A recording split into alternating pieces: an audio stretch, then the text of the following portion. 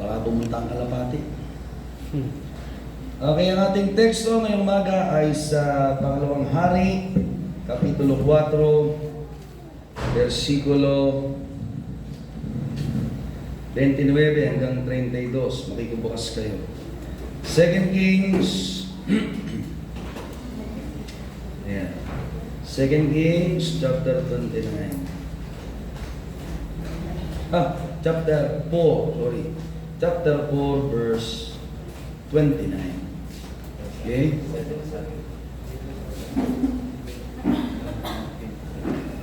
At mag-a-assign ako.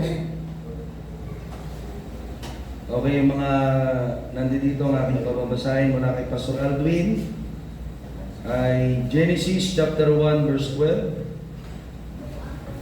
kay Pastor Aldwin, Galatians chapter 6 verse 7 kay Brother Ezekiel, Lucas chapter 16 verse 10 kay Sister Hannah, 2 Kings chapter 4 verse 31 kay Sister Mary, Mark chapter 9 verse 28 to 29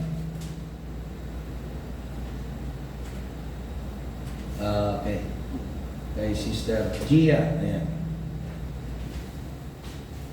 Galatia 6:8, Kapitulo 6 versikulo 8 kay Sister Nieves. At Lucas chapter 6 verse 38 kay Brother Lando. Ayan. Okay, so ang ating teksto ay sa 2 Kings chapter 4 verse 29. Sisimulan tayo sa prayer ni Brother Matt. Pakibigay ng mic. Okay. So si Brother Kim, dito ko sa unahan. Si Brother Kim yung taga-abot ng mic ay kakatapos ng magkatapos magbasa ay ikaw mag-aabot ng mic dun sa kasunod. Ano? Ikaw ay good brother. Okay, ating good brother na taga-abot ay si Brother Kim. Sisimulan tayo sa prayer ni Brother Matt. Tayo magsitayo lahat. Palakpakan natin ang Panginoon. Dakila ka. Salamat na ginagawa ka. Dinala mo kami ngayong umaga, Panginoon. Hallelujah. Yes, Lord Jesus. Tayo po manalangin ang mabalaan ng Panginoon sa lahat. Amen. Salamat nga po muli, O Lord God, na pinagtipan niya po kami. Surely, Pinagtipan niya po kami, Lord God, para sa pag-aaral ng iyong banal na salita. Yes. O Lord God, dalayan ko nga din po, Lord God, ang yung mga aral na si Pastor Dino, Lord God. Yes. I pray, O Lord God, ikublin niyo ako siya sa iyong likuran. Bigyan niyo ako siya ng anointing, O Lord God. Oh God. Pahiran niyo po ang kanyang dila na yung banal na dugo, Lord God. Dalayan ko nga din po, Lord, ang bawat isa nandito, Lord God. Gusto niyo nga din po, Lord God, ang isip at puso ng bawat isa, Lord, upang may sabuhay namin ang banal na salita at magamit po sa lahat na nasa labas, O Lord God. At sinasawat ako nga din po, Lord God, ang mga halang ng kaaway sa inyo. Yes. Sa gawain na ito. Sinasawat ako nga ito in Jesus' name, O Lord God. Ito naman po ang salamat na lang sa Panginoon. Amen. Amen. Thank you, Brother Matt. At sa iyong panalangin, purihin ng Diyos. Hallelujah. Pag-usapan natin ngayon ang kabiguan sa inaharap o yung future failure. Ayaw natin to. Can we say amen? Ang gusto natin sa inaharap tayo magtagumpay, subalit may mga titingnan tayo na mga dahilan kung bakit nangyayari ang bagay na ito. At payagan natin ang banal na Espiritu ay makapagministeryo na tayo ay aliwin ng karunungan at hakbangan natin ang mga bagay na itinuturo sa atin ng Panginoon upang tayo ay lumago sa pananampalataya. Dahil may mga bahaging i-expose sa atin ng Panginoon ngayong umaga, sa halip na tayo magtampo, tayo ay magdamdam, o tayo magpantasya. Sa halip na ganoon ay tayo sumampalataya. Tayo ay makinig, tayo ay umakbang. Sa Pangalawang Hari, Kapitulo 4, versikulo 29 hanggang 32 ang ating babasahin. Ang sabi dito, simulan ko. At sinabi niya kay Gehazi, bigkisan mo ang iyong mga balakang hawakan mo ang iyong tungkod sa iyong kamay at tumayo ka. Kung ikaw ay makakasalubong ng sino mang tao, huwag mo siyang batiin. At kung ang sino man ay bumati sa iyo, huwag mo siyang sagutin. At ipatong mo ang aking tungkod sa mukha ng bata. At sinabi ng ina ng bata, habang buhay ang Panginoon, ikaw ay nabubuhay, hindi kita iiwan. Kaya siya ay tumindi at sumunod sa kanya. Si Gehazi ay nauna sa kanila at ipinatong ang tungkod sa mukha ng bata. Ngunit walang tunog o palatandaan ng buhay. Kaya siya bumalik upang salubungin siya. At sinabi sa kanya, ang batay hindi pa nagigising. Nang si Eliseo tumating sa bahay, nakita niya ang bata ay patay at nakahiga sa kanyang higaan. Purihin ng Diyos sa kanyang salita. So nandito si Gehazi, isang lalaking tinatawag ng Panginoon at naging alagad ng Diyos sa pamamagitan ng kanyang mabuting pastol na si Eliseo. At inihayag ng Diyos ang mga katangian na magiging dahilan ng kanyang kabiguan. At ang aking panalangin, hindi ito mangyari sa bawat isa, kundi idil natin ang ating sarili at ang mga kahinaan ay isuko natin sa harap ng Diyos.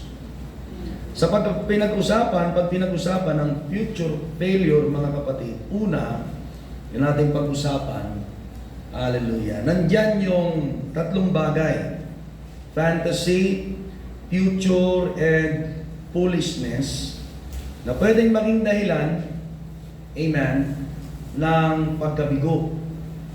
Hallelujah. Una, yung fantasy, pag pinag-usapan yung future failure. Kasi ang ilang mga mananampalataya ay nabubuhay sa pantasya. Sa panong paraan, okay na ikaw ay dumalo lang. Okay na ikaw ay nasa church, okay niyo na akong gamitin, basta umaattend ako, okay na to. Okay na ako ay nakaupo, okay na ako ay may attendance, okay na yun, nandyan ako eh. Higit pa doon ay wag na. Alam ko okay na itong ganito. So kaya tayo nabibigo sapagkat di natin nakikita ang dakilang hinaharap na pwede nating makamit sa tulong ng Diyos. Dahil wala tayong pakialam na gawin ang mas mabuti sa panahon ito, ang nagiging posisyon natin, mga kapatid, ay mali, pantasya. Akala mo okay na, yung okay na. Gusto mo tinatawag kang lingkod pero wala kang ginagawa. May mga ganyang disciple.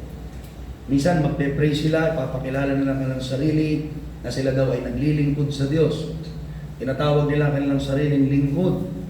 Pero hindi naman nagmamanifest o hindi nangyayari yung pagiging lingkod nila. Ibig sabihin yung mga sinyales ng pagiging lingkod. They don't have dominion, they don't have power. In short, they don't have ruling. Wala silang pamamahala. Hindi nga nila mapamahalaan ang kanilang sarili kung paano sila lalago. So, hindi mo rin mapapamahalaan ng diablo para sa ilumayo. Di ba, mga kapatid? Hindi mo nga mapamahalaan ang sarili mo para lumago. Paano mo pamamahalaan ng diablo para lumayo? Hindi kanya tatantanan. Dadalang kanya ng kamangmangan para sabihin sa iyo, okay na yan. Huwag kang pakialam sa mga yan. Mapapagod ka lang. Huwag ka nang sumali dyan. Masipag naman sila, okay na yan. Okay naman yan sa mga elite. Mga elite yung mga yan. Ikaw hindi ka elite. Sasabihin ka naman, mga special people yung mga yan. Kaya kita mo nagsasalita ng kung ano, special eh. Mga kapatid, ang dapat nating gawin ay hindi natin magawa dahil sa pantasya. Kaya hindi tayo nabubuhay sa practical na pamumuhay sa araw-araw na mas mabuti. Hindi natin may handa ang ating buhay sa kinabukasan. Kung anong ginagawa mo ngayon, iyan ka rin bukas. Alam mo na yan. Di ba, mga kapatid? Hindi pwedeng mamunga ang kamatis ng mangga. Ang bawat binhi na binigay ng Diyos ay mamumunga ayon sa kalikasan niya. At tandaan mo yan, mga kapatid. Kaya kung Ano ka ngayon, ay siyang ikaw bukas. Hindi mo pwedeng sabihin bukas, magaling na ako, mahusay na ako, pero ngayon, ang ginagawa mo ay kamangmangan. Ayaw mo makipaglaban, ayaw mo makipagbaka, mas makapangyarihan sa iyong sakit. Tandaan mo mga kapatid, mahina ang laman, pero nag-iibig ang Espiritu. And you have the Spirit. Can we say amen? And aside from the Spirit that God gave you, meron pang banal na Espiritu na kaunabay ng Espiritu mo. Kasama mo kayo mga kapatid? Sa bukod yung Espiritu mo, may banal pang Espiritu. And that is God. Na nagpapatunay na ikaw ay anak ng Diyos dahil ang Espiritu nasa iyo at ang sa iyo ay nag-uusap, ikaw ay anak ng Diyos na magsasabing may magagawa ka. Narinig niyo yung pangangaral kagabi. Genesis chapter 1 verse 12. Sabi dito sa Genesis chapter 1 verse 12, tumubo nga sa lupa. Ay, nakalimutan ninyo. Amen. Yung susunod ang babasahin ko mga kapatid. Praise God. Amen. Tumubo nga sa lupa.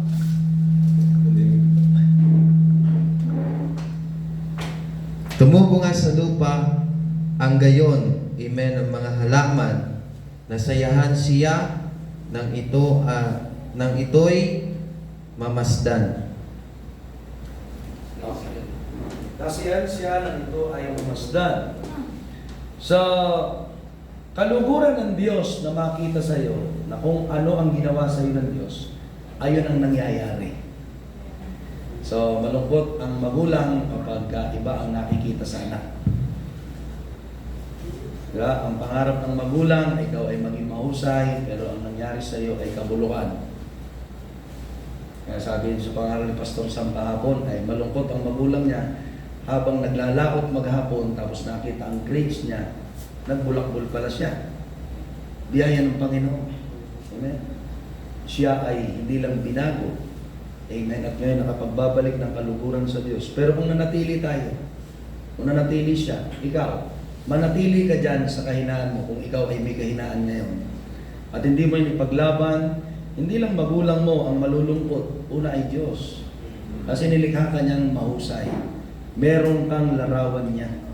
At ang anak niya, nung nagkaroon ng katawan, ay naging masunurin sa Ama kahit gaano kahirap. Kaya tingnan natin yung hinaharap.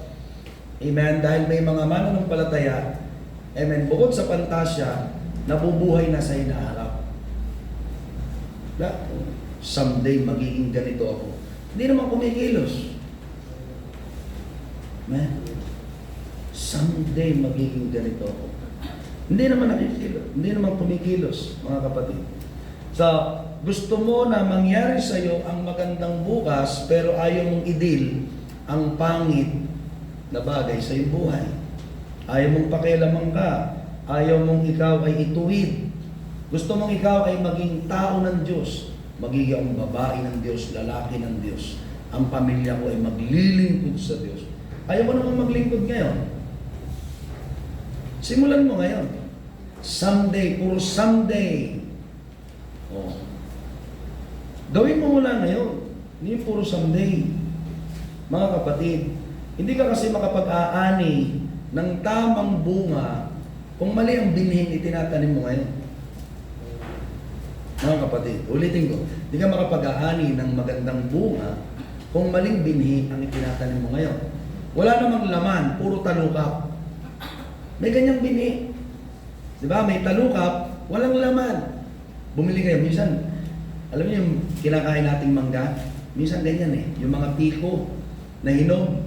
Makikita mo ang ano niya, ang buto niya, walang laman yung loob.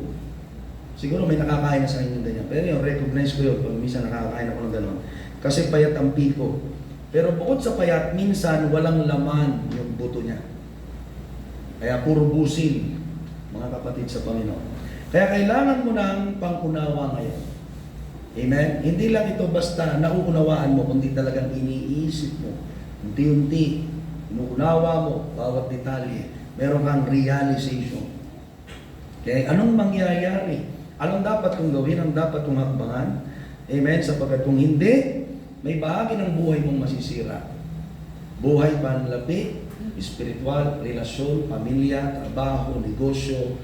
amen, kalooban mo, hallelujah, ministeryo mo, pati yung pag-ibanghelyo mo, pati testimony mo, masisira kasi mali ang ginagawa mo sa kasalukuyan.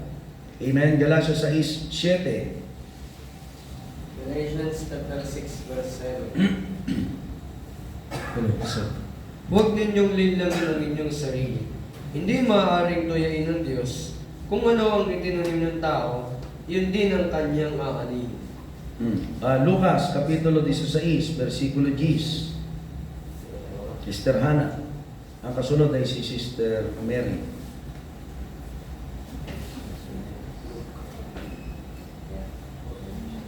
Galatians chapter 6 verse 7. Lucas 16:10. Ang mapagkakatiwalaan sa maliit na bagay ay mapagkakatiwalaan din sa malaking bagay. Ang mandaraya sa maliit na bagay ay mandaraya rin sa malaking bagay. So kung gusto natin tayo isang araw ay nasa entablado, yung kalalagayan mo ngayon ay maliit na bersyon ng entabladong gusto mo. Someday, nasa ganito ang posisyon. Amen. Yung tinitingnan mo, ang anino niyan ay yung ginagawa mo ngayon, kung nasaan ka ngayon. Okay? So, kung ano yung estado mo ngayon, hallelujah, yan yung smaller version nung gusto mong larger version. Okay? So, kailangan mong ayusin. Sapagkat ang aanin mo lamang din ay kung ano ang meron ka. Kaya kung gusto mo ng mas malawak, amen, anihin, kumilos ka ngayon. Amen. Gamitin mo yung binhi mo na binigay sa iyo ng Diyos, gamitin mo ito sa tamang kapamaraanan. So tingnan natin yung ibang mambahagi. Aside from fantasy and future, yung foolishness, yung pahangalan. Sapagkat nandito si Gehazi, nagpakita siya ng seryosong karakter na meron siyang pagkakamali.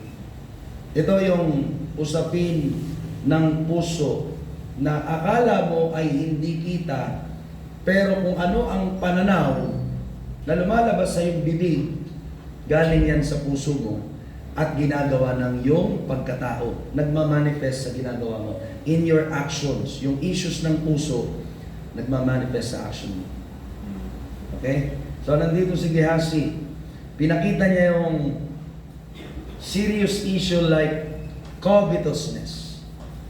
Sapagkat nakakita siya ng isang taong nangangailangan, lumapit kay Eliseo at gustong maghain ng alok. Alam niya, kilala niya ang taong ito, sapagkat ang sunamitan ito ay siya rin nagpatira kay Eliseo. Ito'y nagbigay sa lingkod ng Diyos. Gumawa ng kwarto, tinatira ang propeta ng Panginoon. At yung alagad ay nakatingin dun sa pakinabang. Ganito pala ang ministry. May pakinabang. Praise God! Isang araw, pwede na ako mag-resign sa trabaho. May pakinabang sa ministry. Mga kapatid sa Panginoon, isa itong kahangalan na dapat nating tukuyin sa ating puso. Sapagkat kung anong meron ka ngayon, hindi yan magbabago sa hinaharap kung hindi mo isuko sa harap ng Diyos. Amen? Amen ba mga kapatid? Amen. Wala yung pagkakaiba sa hinaharap. Kung ano ngayon ang hinahangad mo, nakatingin ka sa pera at kayamanan, pag dumating ang ministeryo sa pinahintulot sa iyo ng Diyos, kayamanan pa rin ang iyong titingnan. Hindi ka matututong magsakripisyo. Hindi ka matututong tumanggap ng hirap at sakit. Hindi mo pipiliin yung matuwid. Magkukumpara ka sa iba. Titingnan mo yung iba na lumalago hindi sa paraan ng pagbubunga sa Espiritu, kundi sa kasaganahan lamang. Kaya ang titingnan mo ay panglabas, hindi yung nangyayari sa loob. Kasama kayo mga kapatid? Alam niyo mga kapatid, ang ginagawa natin sa labas yung ginagawa ng Diyos, binabago muna yung loob. Sapagkat mas may pakialam ang Diyos sa kalooban natin kaysa sa itsura natin. Sa tinitingnan ng ating mata at pagnanasa ng ating puso. Kaya pinayagan ito ng Diyos sa pamamagitan ni Eliseo. At dito tinukoy ni Eliseo ang kanyang utos. Huwag kang makikipag-usap. Huwag ka rin sasagot. Ibig sabihin, kung ano ang binigay kong direksyon, dyan lang ang titingnan ng iyong mata. Huwag kang titingin sa ibang bagay, sa tao, material, huwag kang maghahangad, gawin mo lang ang kalooban ng nag-utos sa iyo. Kasama kayo mga kapatid? Yes. Huwag mong unahin ang iyong emosyon. Huwag mong unahin ang iyong nararamdaman. Huwag mong unahin ang mga bagay na pangsamantala. Amen? At hindi magdadala ng tunay tagumpay. Kundi unahin mo yung kalooban ng nagsabi sa iyo, nagpadala sa iyo, nagbigay sa iyo, sapagkat siya rin ang magbibigay ng tagumpay mo. Sa mga bahaging hindi mo kayang gawin, ang dapat mong gawin, lalo na sa buhay pananampalataya, yung nagturo sa iyo ng pananampalataya ang tutulong sa iyo. Alam natin kung sino nagsimula at ang nagtapos, yung namatay sa krus. The author and finisher of our faith. Hallelujah. In the cross of Calvary, walang iba kundi ang ating Panginoong Jesus. Kaya nandito yung pag-aalis ng talokbong, the unveiling. Dahil pag-usapan natin yung pangalawa. Ibig sabihin dito, exposition. I-expose ng Panginoon kung anong mga dapat ilabas. Kung anong nakatago ay dapat makita. Ganyan ang Panginoon. Amen. Iba yung sa atin. Ang dapat itago natin, dapat natin itago, huwag ilabas. Yun yung ating katawan, yung ating mga pinagkaloob ng Diyos sa atin na physical na bagay. Pero ang Diyos kumikilos sa loob. Ang gusto ng Diyos, makita yung kalooban. Kaya inaalis niya ang mga talukbong, ang mga talukap ng mata. At dapat natin tingnan ang bagay na ito. Ano ang nawawala sa atin? Saan bahagi tayo bakante? Amen? Alamin mo kung saan ka pwedeng punuan ng Diyos para ikaw din ay magamit ng Diyos. Lord, saan mo po pwedeng gamitin? Higit sa lahat ang tanong mo, Lord, ano po ang kulang sa akin? Punuan mo ako para yung magamit. Amen? Gusto natin magawa natin ang kalooban ng Diyos. Pero mas gusto ng Diyos, alamin mo kung anong kulang sa iyo para ito ang hingit mo. Dahil hindi ka tatanggap kapag ikaw ay nagdadalawang isip. Pag nagdadalawang isip, ibig sabihin hindi mo alam kung yun talaga ang kailangan mo. Kasama ko kayo mga kapatid? Hindi mo alam kung yun talaga ang kailangan mo. Kaya hindi mo matanggap, hindi mo ma-realize, mahina ako sa bagay na ito. At kapag hindi mo na-realize, hindi mo naunawaan na mahina ka dyan sa bagay na hindi ka talaga hihingi. Kasi ang alam mo, okay ka lang. Okay lang ako. Kaya yung iba kapag kinumusta mo, ganun lang din nasagot, di ba? Kumusta ka na? Okay lang. Kasi ang alam nila, wala silang problema. Ibig sabihin nun patay. Sino ba yung mga walang problema? Di ba patay? Yun yung walang nararamdaman. Yun yung walang nararanasan. Walang nangyayaring iba. Patay eh. Kaya sasagot, okay lang. Ibig sabihin, patay ang kanyang pananampalataya. Hindi niya alam ang totoong nangyayari sa kanyang kalooban at sa kanyang buhay. Maging sa mga taong nakatingin sa kanya, kasunod niya, o maging kanyang mga inaakay. So, tingnan natin ang 2 Kings chapter 4 verse 31. 2 Kings chapter 4 verse 31. Samantala nauna si Gehazi sa bahay ng Sunamita at pinatong sa bangkay ng bata ang tungkod ni Eliseo. Ngunit walang palatandaang ito'y mabubuhay. Kaya bumalik siya at sinalubong si Eliseo. Sinabi niya, hindi po nagising ang bata. So, pareho-pareho ito nung karanasan sa Bagong Testamento. So, yung nangyayari dati ay nangyayari din ngayon. So, 700 na taon bago dumating ang Panginoon, nangyayari ang bagay na ito. Dumating si Jesus, nangyari din ang ganitong bagay. Kailan yun? Transfiguration. Pagbaba ng mga lagad, Amen. Hahanap sila ng pagkain. Ang laman ay pagkain at yung comfort zone. Gusto nila ni na Pedro nandun na lamang sa taas. Nakalimutan nila agad sa isang iglap ang kanilang panawagan. Dahil nakakita sila ng miracle. And sometimes miracle can deceive you. Nangyari sa loob, ayaw mo na kayo lumabas. Praise God. Pinagpala kami, may gumaling dun sa loob ng church. Ganadong-ganado ka dito. Sa labas naman, ayaw mong lumabas. Sabi ba mga kapatid? Sabi doon sa prophecy kagabi, gagamitin ko kayo. Hindi lang dito sa loob, lalo na sa labas. Kung may nakinig kagabi, sinabi kagabi sa pahayag, gagamitin kayo, gamitin yung aking kaloob, bibigyan ko kayo ng kaloob. Dito sa loob, lalo na sa labas. Okay? So ito yung hindi natanggap ni Gehazi dahil sa maling sa issue ng kanyang puso. Amen, nakatingin siya sa material na bagay. Kaya pagdating niya doon sa isang batang namatay, hindi niya mapagaling. Ibig sabihin, yung espiritu ng Diyos na sumakanyang pastor o yung espiritong nasa kanyang pastor, hindi napasa alagad. Dahil ang espiritu ng alagad nanatili sa kanya. Yes. Amen. Hindi nang ibabaw ang espiritu ng kanyang pastor na espiritu ng Diyos mula sa Diyos pumunta sa kanyang pastor. Hindi ngayon na-impart sa kanyang alagad kahit in-impart kay Eliseo. Ang sabi ni Eliseo, dala yung tungkod, wala kang titingnan o wala kang kakausapin, hindi ka sasagot. Pero hindi ito natanggap ni Eliseo. Although ni Gehazi, although gustong-gusto ni Eliseo o mula sa Diyos, gustong-gusto ng Diyos na magkaroon siya. So ganoon din sa atin. Gusto ng Diyos na magkaroon tayo. Gusto kong tumanggap ka at higit pa. Pero hindi natanggap ni Gehazi. Ganoon din sina Pedro. Hindi na palabas ng mga alagad mo. Amen, ang masamang espiritu. Yung anak ko pinaninisay. Kaya dinala ko sa iyo. Ano sagot ni Jesus? Kayong mga lahing ulupong. Ibig sabihin mga taksili. Na pagkatapos nating makakita ng benepisyo, tumitingin tayo sa pakinabang, hindi doon sa nagbigay. Kaya nagtanong yung mga alagad, parang kay Gehazi, bakit hindi namin napalabas?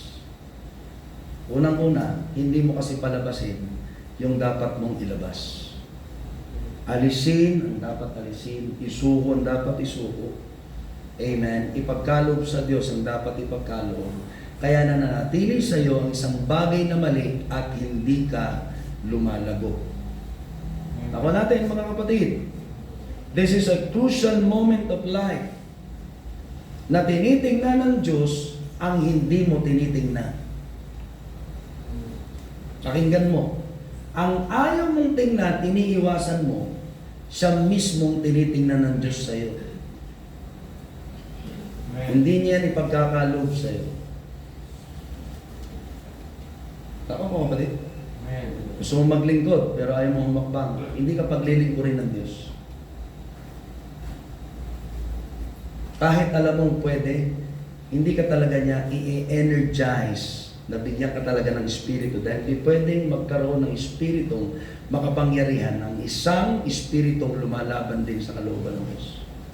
Ayaw mo kasing tingnan yung bagay na ibibigay ng Diyos sa'yo. Natatakot ka. You are looking in the future, yet you are not preparing at present. Tinitingnan mo na kagad ang hinaharap. Tandaan mo, nakakatakot ang hinaharap. Kaya ang gusto ng Diyos, lakaran mo muna ang kasalukuyan. Kaya nga hindi ka binigyan ng Diyos ng landas na ipapakita sa iyo kung saan ka lalakad. Pero sasabihin niya sa iyo kung anong pwedeng maging ka. Pwede kang magpastor. Tapos ipapakita sa iyo ng Diyos sa iyo, kakasakit yung anak mo, kakalabanin ka ng asawa mo, magugutom kayo isang araw pero hindi yan palagi. Amen. Uusigin ka ng mga tao, ayoko na magpastor. Minsan, mismong church, kalaban. Kapitbahay mo, kalaban. Ayoko na magpastor. Kasi nakita mo yung landas. Amen? Kaya ang gusto ng Panginoon, lakaran mo muna, sumunod ka na may pagtitiwala sa Diyos. Ipapakita niya sa iyong inaharap, pero yung kasalukuyan, kailangan mong tanggapin sa Kanya. Hindi pwedeng ipakita sa iyo ng Diyos lahat na yung bukas natin, kita mo na agad. Hindi pwede. Mga kapatid, kasi merong crisis situation. May problema pala ako bukas, ayaw ko na. Next week pala, haharap pala ako sa malaking problema, ayaw ko na. Suko na ako na lang bahala. Pwede pa ako mag-inom-inom. Makalimutan kong problema ko. Yun, akala mo, pagising mo, mas lalong malaking problema. Minsan, nakikita mo na may pangangailangan, pero tinatanggihan mo yung pangangailangan. Kasama ko kayo mga kapatid? May kailangan. May kailangan gawin. Simpleng bagay lang. Mula sa maliliit. Kung sa bahay ay gawain pang bahay. Kung sa church ay gawain sa loob. Kung sa labas, gawain sa labas. Kita mo, may mga bayan na kailangan buksan. May mga tahanan na napapahamak. May mga magkasawahang nawawasak. May mga anak na napapahamak. Pag hindi mo yan pinapansin ka dyan ng Diyos. Sabihin sa iyo ng Panginoon, anak, di ba sinabi ko sa iyo, hindi mo o pwedeng lokohin. Yan ang sabihin sa iyo ng Diyos. Hindi mo pwedeng iwasan yung Galatia 6:7. Laging sasabihin sa iyo ng Panginoon, anak, di mo o maluloko. Kaya kapag nasanay ka dyan, matakot ka, baka mag-apply yung 7:23. Na dapat sa unahan at sa gitna, anak ka, kilala ka. Pero pagdating ng huli, biglang sinabi ng Panginoon, di kita kilala. Sapagkat tinanggihan mo ang tinatanggap. Kasama kayo mga kapatid? Kaya sabi ng Panginoon ay magpapasimula kayong magsabi. Lahat sila ay kinakausap ng Diyos. But they keep ignoring. Hindi mo napapansin, ang di mo pinapansin ay pinapansin ng Diyos. Amen. Baka masanay ka dyan. Huwag kapatid, sapagkat ang Panginoon ay patuloy nag-aalis ng piring ng ating mata para mahayag sa iyo ang dakilang pag-ibig ng Diyos.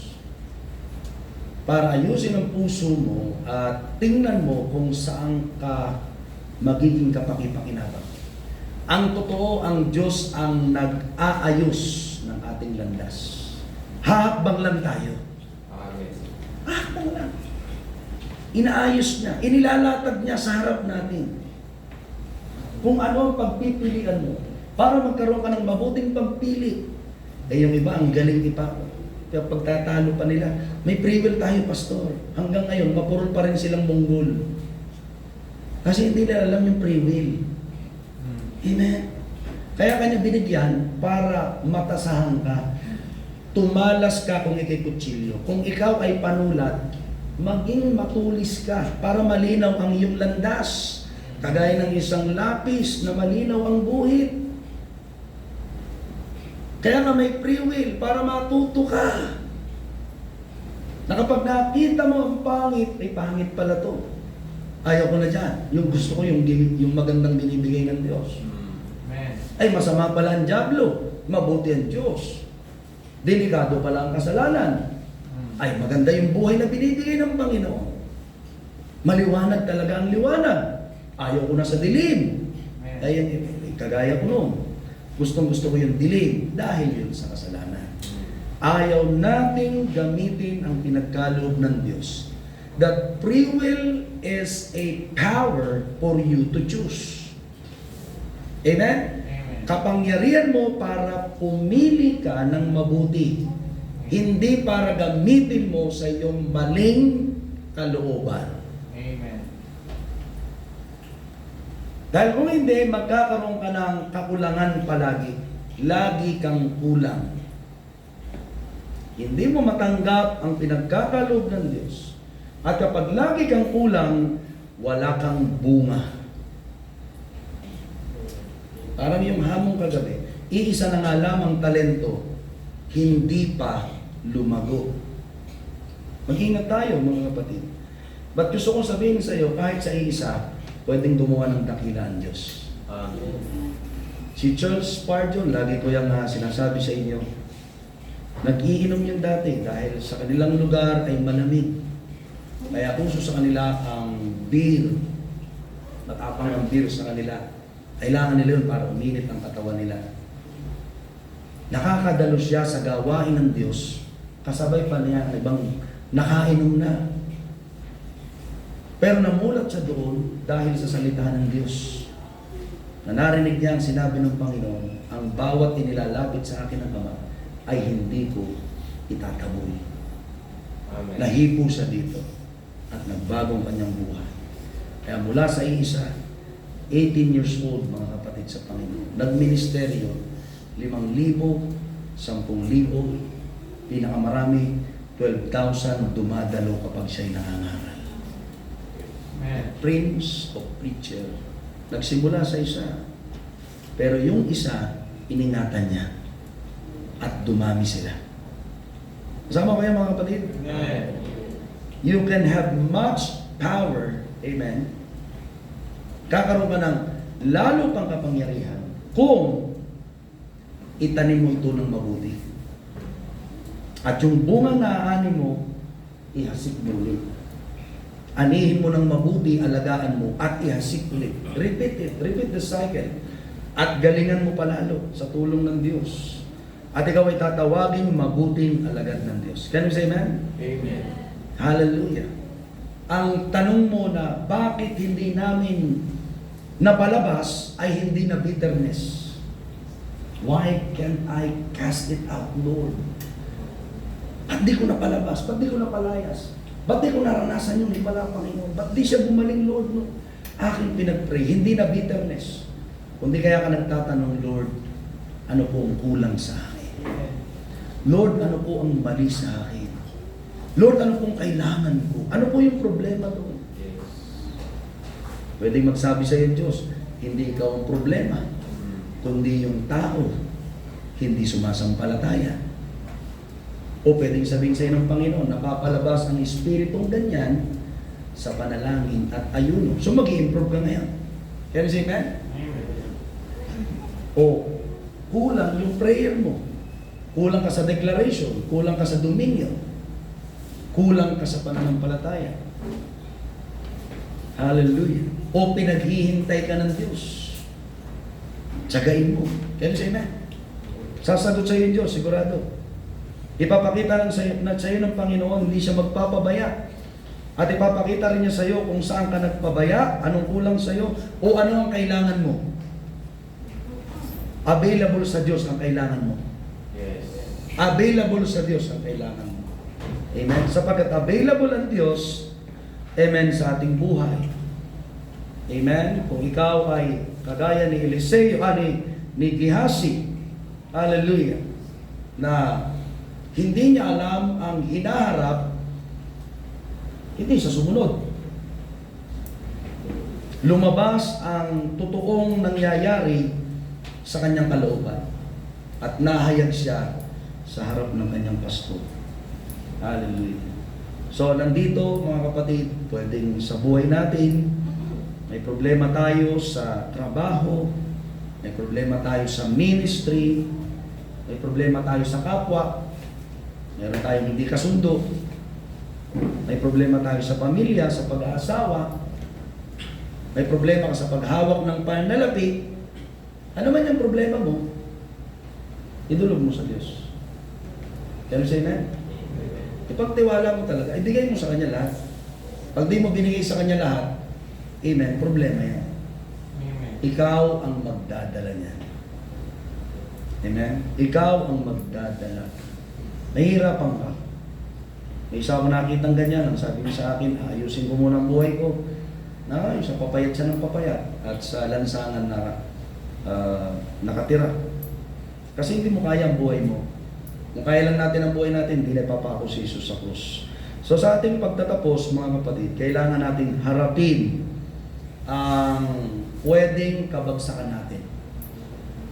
Kung may problema ka, harapin mo yan dahil pwede kang bumagsak dahil dyan.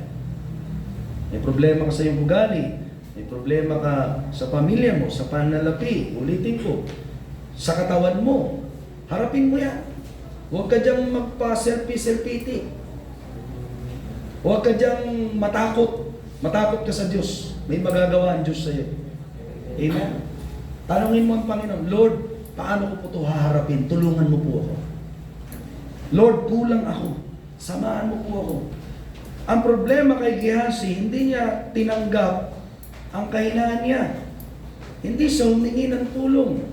Na napapatingin na pala siya sa gantimpala. Napapatingin na pala siya sa ganansya. Ang tingin niya sa pagpapala sa ministry ay pakinabang. Pag ako pala nag-ministry, may papakinabangan ako. Pwede na rin ako mag-resign kagaya ng pastor. Amen? Hindi ko na kailangan magtrabaho dahil may papakinabangan naman ako sa ministry. Maling katwiran yan, hindi ganyan ang ministry. Hindi rin ganyan ang faith, mga kapatid. Hallelujah. Magbasa ka ng salita ng Diyos, humingi ka ng direksyon sa Diyos, magtanong ka sa iyong pastor. Hallelujah. Manalangin ka, huwag kang mananangan sa sarili mong kalooban. Amen. Naririnig mo, papunta ka pa lang, yung iba pabalik na, ayaw mong maniwala. Mas marunong ka pa dun sa nauna sa iyo. So, dumaan ka rin sa ganung pagkakataon, mas malaki ang kinabagsakan mo. Kasi hindi ka nagtanong, hindi ka rin naniwala, hindi ka nagtiwala. Amen. Ay hindi mo alam na ang puso mo pwedeng magpahamak sa iyo. Sapagkat ang puso ay mandaraya. At nakita natin sa ating kwento sa 2 Kings chapter 4 verse 29 to 32 na pinahamak ni Gehazi ang kanyang sarili sa pamamagitan ng pag-iimbot. Covetous. May pakinabang eh. May ganansya. Amen. Lalo na sa pagpapastor. Amen. Meron diyang mga magkikipit ng pera sa kamay. Pastor, kasi talaga yan. Minsan may lalapit sa altar. At sa halip na ihulog sa offering, talaga iabot. Sa'yo pa talaga ipapangalan. So, pagka tayo ay naging covetous, ganito ang magiging ugali natin, ang kasunod magiging hipokrito. So, akala mo tapat ka pa, pero nag-judge ka na sa salapi. Ang nagsasalita na sa iyo ay pera. Kaya, ang naging sakit niya ay leprosy. Ano nangyari sa kanya? Unti-unting nauubos. Parang sigarilyo, unti-unting nauubos. Parang kandila, unti-unting nauubos. Akala mo, tumatatag ka, pero yung pala, lalo kang nanghihina. Dahil iba ang tinitingnan ng iyong puso. Hindi mo ngayon magawa kung saan ka tinatawag ng Diyos. Kung saan ka talaga tinatawag ng Diyos, hindi mo ngayon mapulpil. Hindi mo ngayon talaga mahakbangan dahil ang puso mo merong ayaw iwasan. Na nakikita ng Diyos na yung di mo pinapansin ay pinapansin ng Diyos at yung gusto naman ng Diyos na pansinin mo ay ayaw mo pansinin. Delikado yan. Ang kailangan po natin gawin, mga kapatid, we need to be honest. Hindi natin sa Diyos. We need to be faithful, mga kapatid, sa Panginoon. So pagdating ng araw, pamamahalain ka, you will become trustworthy. Mapagkakatiwalaan. Sapagkat ang di mapagkakatiwalaan sa maliit, ay di rin pagkakatiwalaan sa malaki. Pero kung ang maliit, pinangangalagaan mo, bibigyan ng Diyos ang buhay mo ng kapunuan sa mga bahaging kulang ka. Kulang ka. O dahil iniiwasan mo ang mga bagay na mali at inaamin mo, ang iyong mga kakulangan at isinusuko mo sa Diyos ang iyong problema, dadating sa iyong kapangyarihan sapagkat ikaw ay sisidlang malinis mula sa Diyos.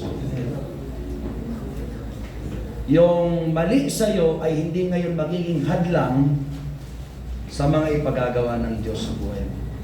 Dahil yung mali sa iyo ay pwedeng maging hadlang sa ipagagawa ng Diyos sa iyo. Ulitin ko ito, nabanggit ko na nung nakaraan to, last Sunday school. Hindi doon sa ginagawa mo lang ngayon. May pinagagawa pa pang Panginoon sa iyo ng higit dyan sa ginagawa mo ngayon. Inihahanda ka lang ng Diyos sa mas malaki sa hinaharap. Pero hindi mo matatanggap yung hinaharap kung ngayon pa lang naahadlangan ka na. Sa Mark chapter 9, verse 28 to 29, sino babasa po nito? Sister Gia. Pakiabot niya kapatid na Kim. Ang kasunod ay Galatia 6:8. Okay, sige kapatid. Sister Gia, isang kasunod. Mark chapter 9, verse 28 to 29. At nang pumasok siya sa bahay ay tinanong siya ng lihim ng kanyang mga alagad, paano ito na siya hindi namin napalabas? 29, at sinabi niya sa kanila, ang ganito ay hindi magpalalabas ng anuman maliban sa pamamagitan ng panalangin. O, pansinin niyo. Ito yung isang mabuting ugali ng mananampalataya, ng alagad, magpapaalagad, tagasunod ni Kristo, babae at lalaki, mag-asawahan, bawat pamilya, na bahagi ng katawan ni Kristo. Nagtatanong ka, kapag meron kang hindi nagampanan, may di ka nagawa, gusto mong gawin yung kalooban ng Diyos, pagdating mo hindi nangyari. Iba ang nangyari, nagka-problema, may pagsubok, lalapit ka. Ang ibig sabihin nito, you are seeking direction. Hindi mo isinusuko, hindi mo rin sinusukuan ng kaaway, pero sinusuko mo ang kalooban mo. Paano ko po ito magagampanan? Kaya nagtatanong. Tatanong sa pastor, tatanong sa leader, nagtatanong sa Diyos, nagbabasa ng salita ng Diyos. Can you say amen? Amen. Hindi yung may problema, ayaw magsabi. Tapos merong nagampanan, nagtagumpay ng kaunti, Brad, akay ko yan, Brad. Wish God, ganito ang nangyari, biyaya ng Diyos. Nung may problema ka, ayaw mong sabihin. Pride yan. Ayaw mong mapahiya. Ipinahiya ka ba ng Diyos? Ang gusto ng Diyos, tulungan ka. Ang galing mong mag-report nung mayroong na-accomplish ka. Nung may kapalpakan ka, ayaw mong sabihin. Ano ka, perfecto? Ano ka, sipekto? Maging tapat ka. Kasi magiging problema yan. Isang araw magiging ugat ka ng problema. Dahil meron isang bagay na hindi ka masusolusyonan, kikim-kimin mo na. May ibang nakakaalam, gagayahin ka, dadami kayo. Kasama ko yung mga kapatid. Amen. Ang problema pa niyan, pag pastor pa, yung huling nakaalam, ay laging ganun nangyayari. Dahil ayaw sabihin sa pastor, napapahiya. O problemang malaki ang kasunod. Hindi pwede. Kaya ito yung maganda kina Pedro. Amen? Nung di na napalabas ang masamang espiritu, nagtanong sila, bakit di namin napalabas? Humingi ka ng praktikal na direksyon para ikay tumanggap ng kapangyarihan. Kagaya ni Eliseo, nung aalis na si Elias, pinapauwi siya ni Elias, ang sabi niya ay, hindi kita iiwan. Buhay ang Diyos, buhay ka, hindi kita iiwan. So ibig sabihin nito, si Eliseo humihingi, amen, ng kasagutan, humihingi ng tulong. May mga bagay akong wala sa akin, gusto kong magamit ako ng Diyos, yung nasa iyo, yung pwede ibigay ng Diyos, yung kailangan ko, ito yung kailangan ko. Gusto kong matanggap sa Diyos. Ay may mga alagad, may mga mananampalataya, feeling nila kumpleto na. Ito yung problema kapag nag-feeling tayo sa pananampalataya. Ang faith is not feelings. Amen? This is relationship with God. Nagtitiwala ka sa Kanya. Na sa bawat paglapit mo sa Kanya, siya ang gagawa, magbibigay, tutulong sa iyo. Kahit di mo siya nakikita. Nagtitiwala ka, may magagawa siya. Yes. At alam mo, kita ka niya, kaya hindi ka pwedeng magtago sa Kanya. Sasabihin mo sa Kanya dahil hayag sa Kanya ang nangyayari sa iyo. Na ang gusto mong mangyari sa hinaharap, kita na ng Diyos at nandun na siya. Nandun din siya ngayon. Kung paano kahapon. Ganon ang Diyos natin. Kaya kung gusto nating anihin ang magandang bukas, magtanim ka ng maganda ngayon para sa hinaharap. Can you say amen? Amen. Huwag nating bulahin ang Diyos dahil di natin siya mabubola. Galatia 6:8. Dalawa na lang, tapos na tayo. Galatia 6:8. Ang nagtatanim para sa sarili niyang laman ay aani ng pagkabulok mula sa laman. Ngunit ang nagtatanim para sa Espiritu ay aani ng buhay na walang hanggan. Amen. Sige, pakisunod po ng Lucas 6:38. Thank you, Sister Nieves.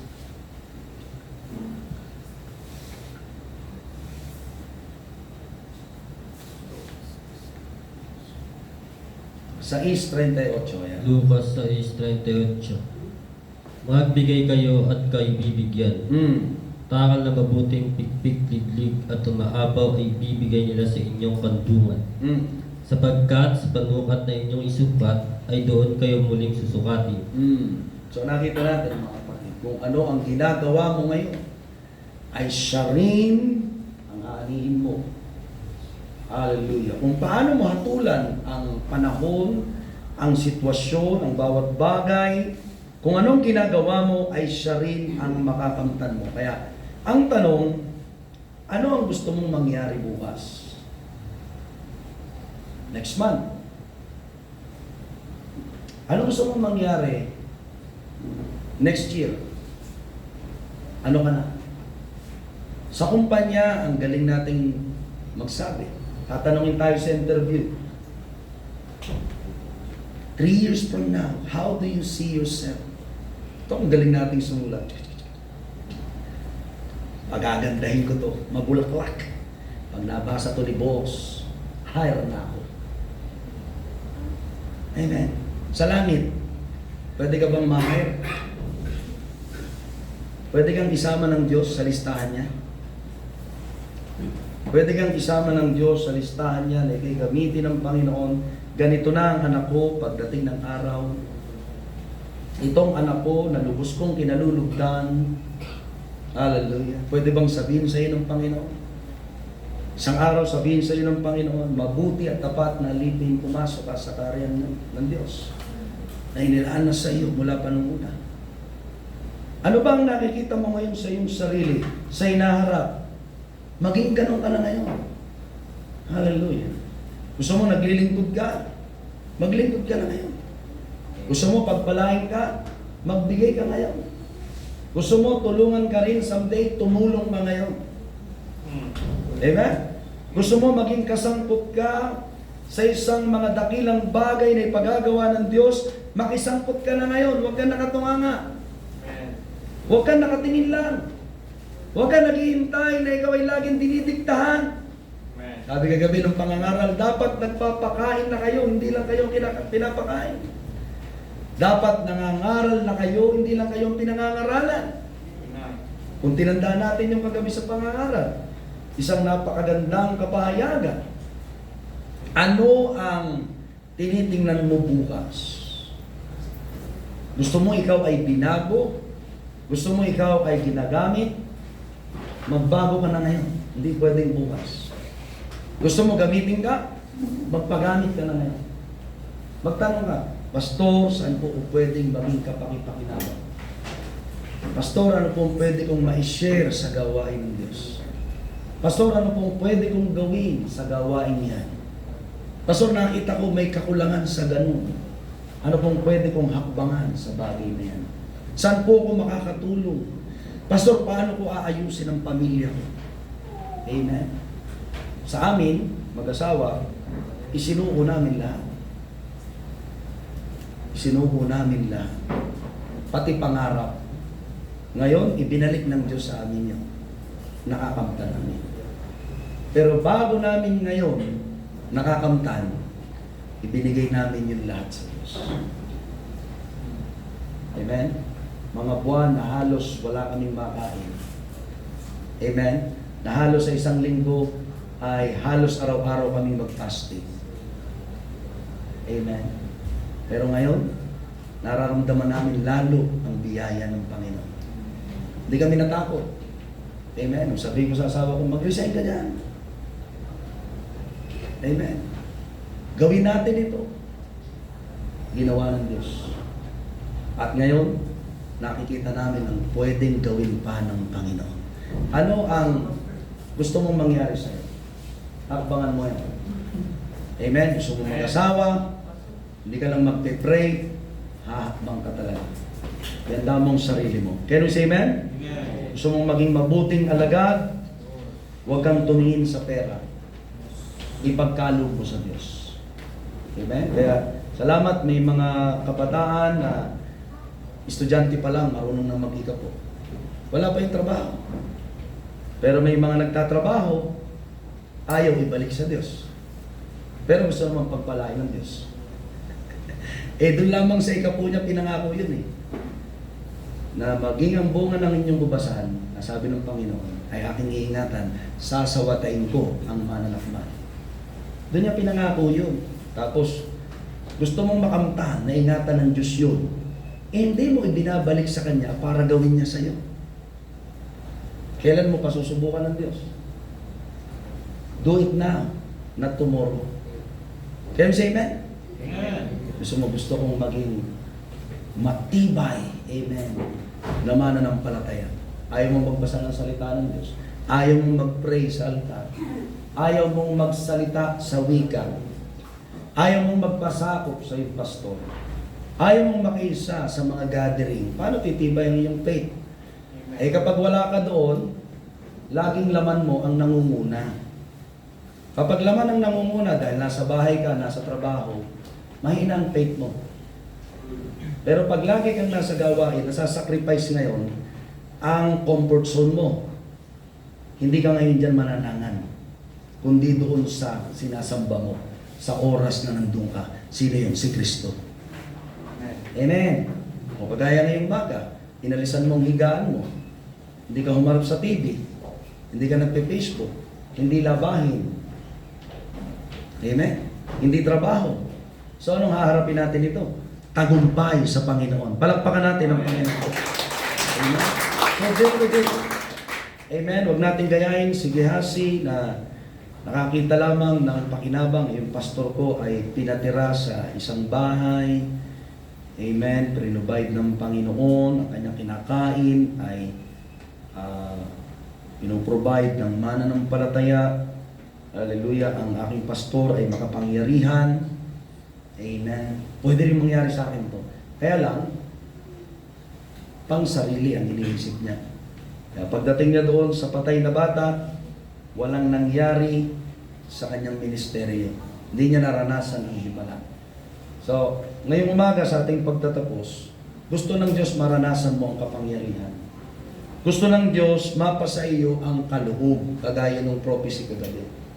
Gusto ng Diyos makamtan mo sa mismong kamay mo, nararanasan mo ang pagkilos ng Diyos. Kaya nga pinadala niya Pinadala ni Eliseo, amen, yung dapat niyang dalahin, kagaya ng kanyang staff, yung kanyang tungkod, mga kapatid sa Panginoon.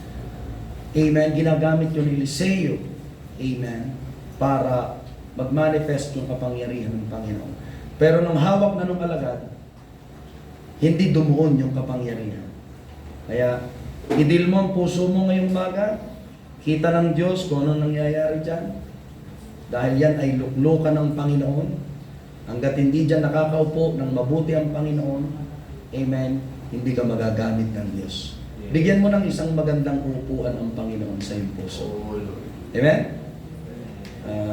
Kung matigas ang upuan natin ngayon, bigyan mo ng malambot na upuan sa puso mo si Kristo. Pwede ba yan mga kapatid? Amen. Na siya'y nakaupo ng maayos, at siyang namamahala ng iyong buhay. Palakpakan natin ang Panginoon.